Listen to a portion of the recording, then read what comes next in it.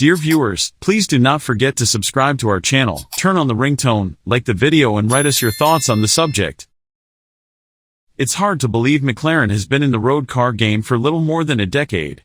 Granted, it was nearly 30 years ago that the McLaren F1 became the be-all and end-all for enthusiasts, but McLaren didn't produce another street car for years afterward. Since 2011, the storied Formula One brand has launched several route models and completely upset the supercar hierarchy that a pair of Italian companies had long dominated. And while all of those models, including the MP412C, the 570S, the Senna, and the 720S, have their own character, they've all shared a very similar set of components. The Artura is new, and not like your favorite streaming service's latest round of reboots.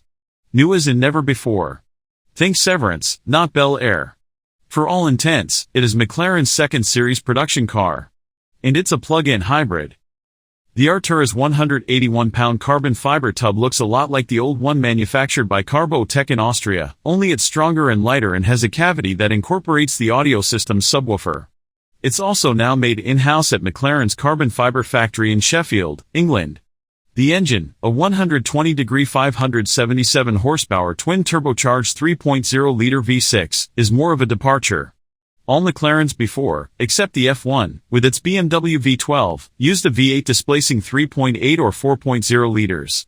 Compared with the V8, this new V6 is about 110 pounds lighter and shockingly small. Like I didn't know the original Mini was that small.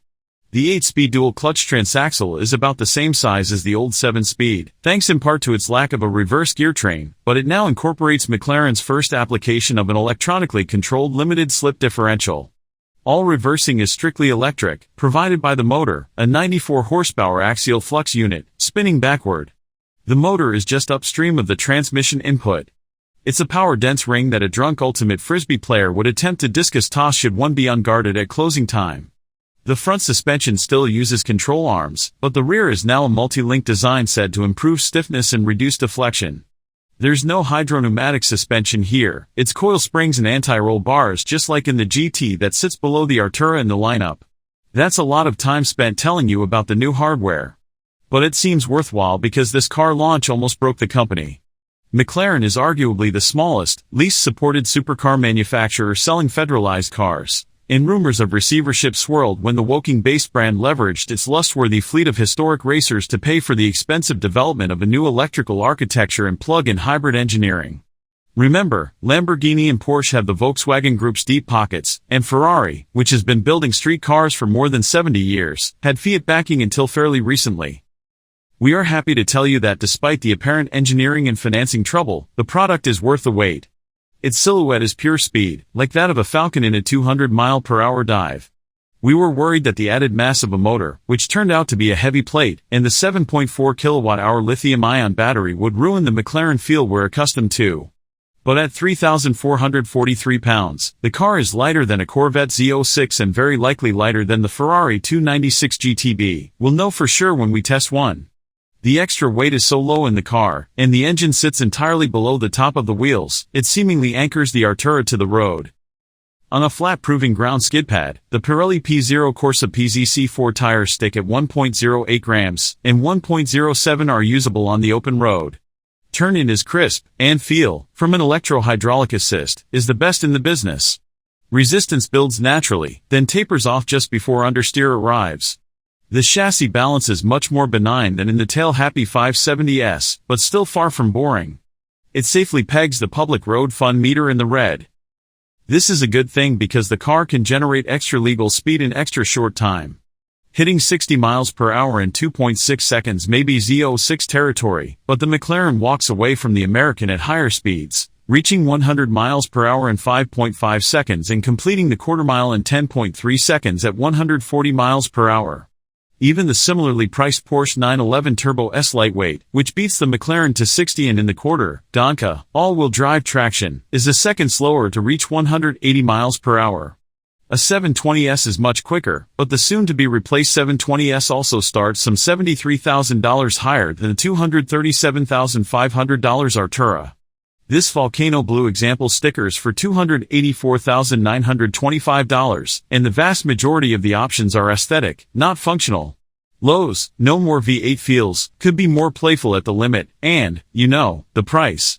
We didn't do an official range test of the hybrid system, but we successfully drove the Artura in EV mode for 13.5 miles. About 5 of those miles were on a 55-mile-per-hour road, and the remainder were on the highway, very near EV mode's 81-mile-per-hour top speed. The motor couldn't maintain that speed on steep grades. Even so, we didn't need to wake the V6 on the freeway. The EPA electric-only range of 11 miles is very achievable.